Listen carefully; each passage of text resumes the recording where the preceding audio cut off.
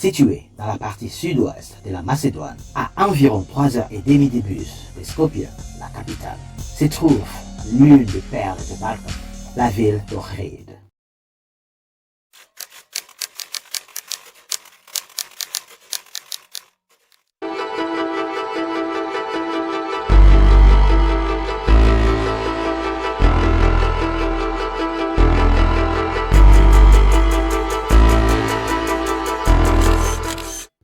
La beauté exceptionnelle de Ohrid fait ressortir le meilleur de la nature et du patrimoine architectural archaïque.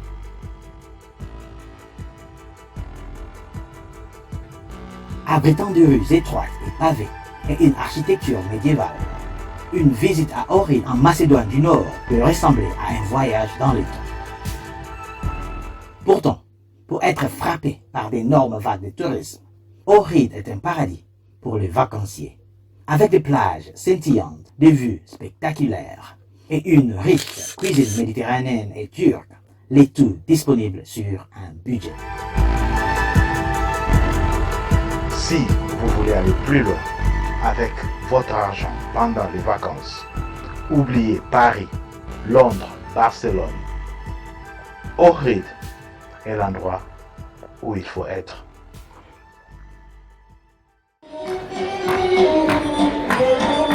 Le pays est un endroit idéal pour les voyageurs soucieux de leur budget, offrant des visites à pied gratuites, des entrées réduites au musée et d'autres activités comme kayak extrêmement bon marché.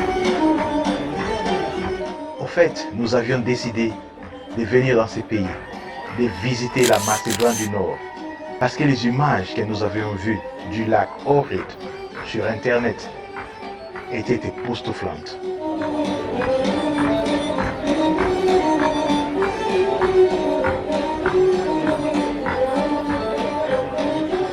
Surnommé les Jérusalem des Balkans, pour avoir autrefois 365 églises, une pour chaque jour de l'année, Ohrid est l'une des plus anciennes colonies d'Europe et était autrefois considérée comme l'épicentre de la religion et de la culture slave. Son histoire est évidente dans tous les bâtiments qui bordent la vieille ville de Ohrid.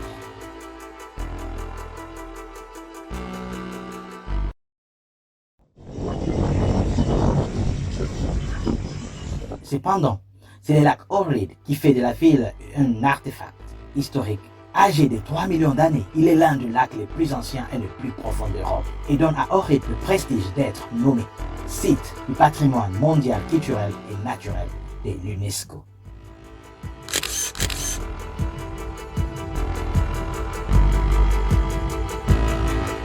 Vous pouvez également aller à Ohrid depuis Tirana, la capitale de l'Albanie.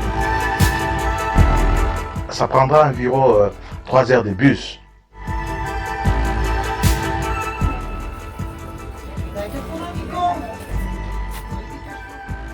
Nous avons passé 2 jours pour explorer cette ville incroyable.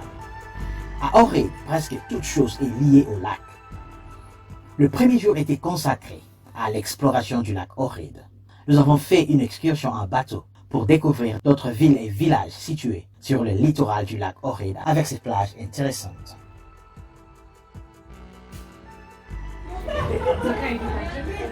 Il y a non seulement que le lac à explorer à Ohrid. Le deuxième jour, nous voudrions donc explorer autre chose. Et il est presque impossible de s'éloigner du lac. Car tout ce qu'on peut faire à Ohrid est en quelque sorte lié au lac. Nous avons exploré la vieille ville d'Ohrid, menant à l'ancien théâtre. Nous avons escaladé la forteresse de Samuel. Nous avons photographié Saint-Jean du monastère de Canoë, qui est l'endroit le plus photographié du pays.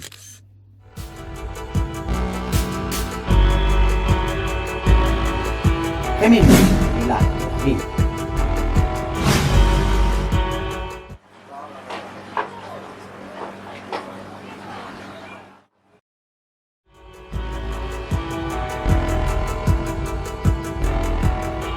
Le lac d'Ohrid est l'un des plus anciens et plus profonds lacs d'Europe. Il a environ 2 à 5 millions d'années et a une superficie d'environ 357 km². Avec ses eaux cristallines est entièrement entouré de montagnes pittoresques. Le lac est un centre culturel et spirituel renommé et une destination clé pour les vacances en Macédoine du Nord. Les activités les plus évidentes pour les touristes à Ohrid sont bien sûr la baignade dans le lac et se prélasser au soleil sur les rivages.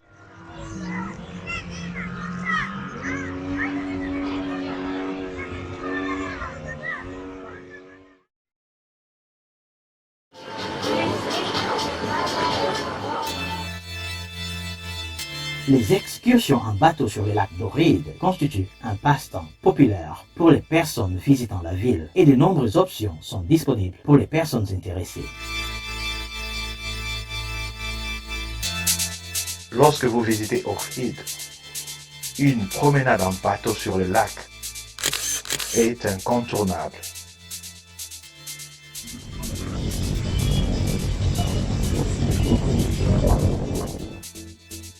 Ce serait donc dommage de venir jusqu'à Ohrid et de rater l'occasion de faire une promenade en bateau. Nous avons donc sauté sur un ferry pour un merveilleux voyage de 2 heures à travers les lacs ressemblant à un miroir jusqu'au monastère historique de Saint-Nom de l'autre côté du lac. Les alentours que nous avons traversés ont changé et se sont développés au cours de ces 2 heures. Des stations balnéaires au bord de l'eau, aux petites colonies et villages locaux. Et on a pu voir à un moment donné ce qu'on appelle la baie des eaux, le musée sur l'eau. À l'époque préhistorique, le lac Ohrid abritait une colonie d'habitants de pilotis qui vivaient littéralement au-dessus de l'eau, sur une plateforme soutenue par jusqu'à 10 000 pilotis en bois ancrés.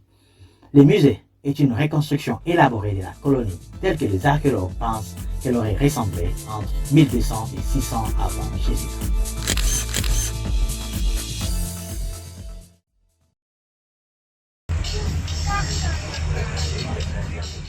Nous avons atteint le monastère de Saint-Nom après 2 heures. Le monastère de Saint-Nom est un massif complexe situé à 29 km au sud de Ohrid, sur un plateau près de la frontière albanaise. C'est sans aucun doute l'une des destinations touristiques les plus attrayantes de la Macédoine. Avec une magnifique région environnante, le monastère de Saint-Nom est une excursion d'une journée très populaire où vous pourrez profiter à la fois de la nature et du patrimoine religieux.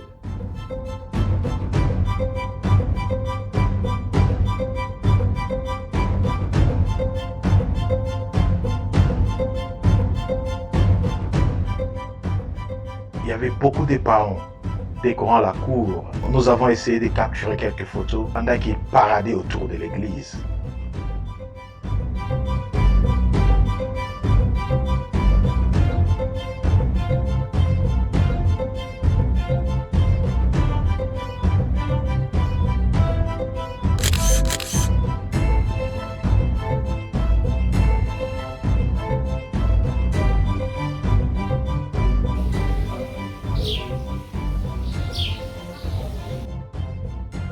Bien qu'il y ait beaucoup de choses à faire à l'intérieur du complexe, les environs sont tout aussi attrayants. Nous nous sommes dirigés vers la seule plage de sable du lac Ohrid. Elle est située juste à côté du monastère.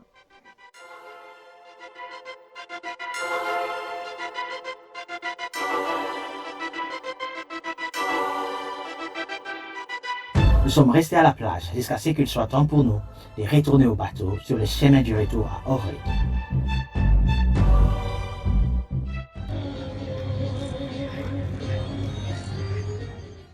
Après notre promenade en bateau, nous nous sommes dirigés vers le port.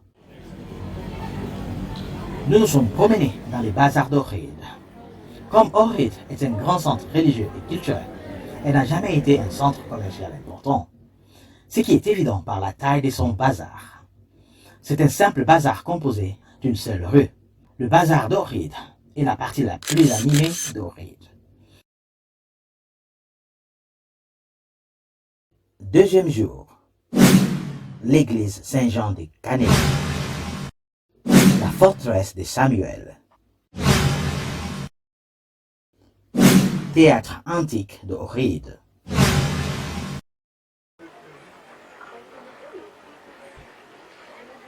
Cette église est pour Ohrid c'est qu'est la Tour Eiffel pour Paris. L'église est l'emblème d'Ohrid, en raison de son emplacement pittoresque sur une falaise au-dessus de la plage des Canoës, surplombant le lac Ohrid et de son architecture byzantine distinctive, ce qui en fait l'un des endroits les plus photographiés de toute la Macédoine du Nord. Nous avions pu prendre quelques belles photos de l'église. L'église est dédiée à Jean de Patmos, l'écrivain de l'Apocalypse, qui a été considéré par certains comme la même personne que Jean l'apôtre. Il existe de nombreuses églises orthodoxes de style byzantin dans le Balkan, mais celle-ci se distingue par sa position au sommet d'une falaise. De l'église Saint-Jean de Canéo, il y a 12 minutes de marche jusqu'à la forteresse de Samuel.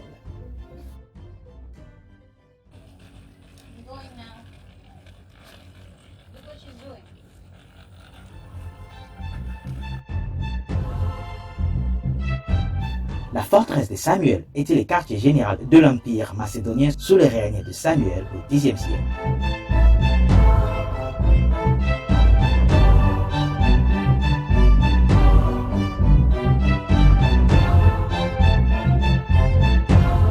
Aujourd'hui, ce monument historique est une attraction touristique et a été rénové en 2003.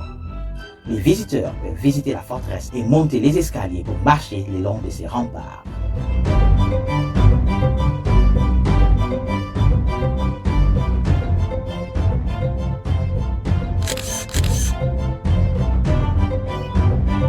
L'intérieur de la forteresse est plutôt vide, mais nous avons totalement apprécié la vue.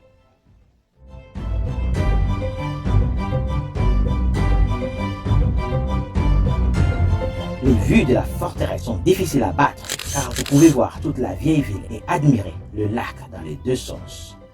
La forteresse domine la ville et offre une excellente vue sur les lacs et les montagnes.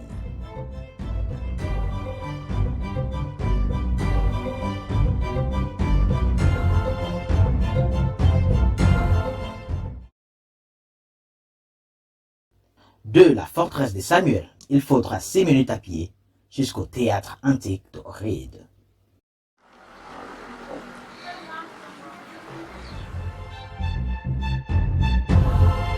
Près du centre d'Ohrid se trouve le théâtre antique, un théâtre de style hellénistique en plein air qui a été construit vers 200 avant Jésus-Christ.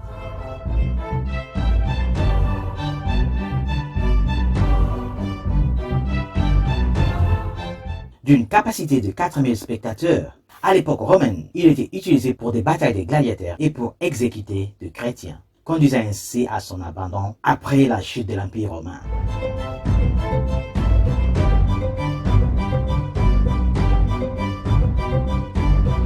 Il a finalement été déterré et utilisé pour des spectacles publics.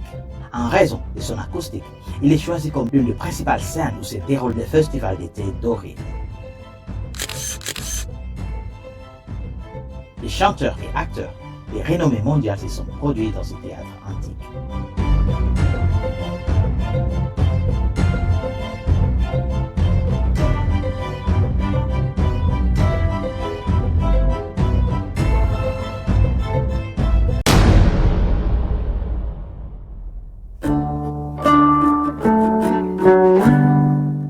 Environnement montagneux, verdure éparse, mosquée-église finement construite, population accueillante, routes et allées spacieuses, enfants espiègles, et possédant l'un des plus beaux lacs du monde, plein d'histoires, de cultures et de beauté.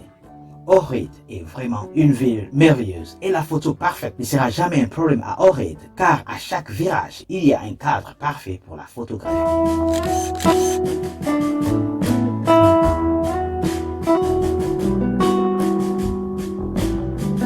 Encore un endroit inconnu pour beaucoup, Ohrid en tant que ville et la Macédoine en tant que pays fait de son mieux pour ouvrir ses portes aux visiteurs du monde entier. Nous vous recommandons vivement d'ajouter Ohrid à votre liste de sauts. Ohrid ne vous décevra certainement pas.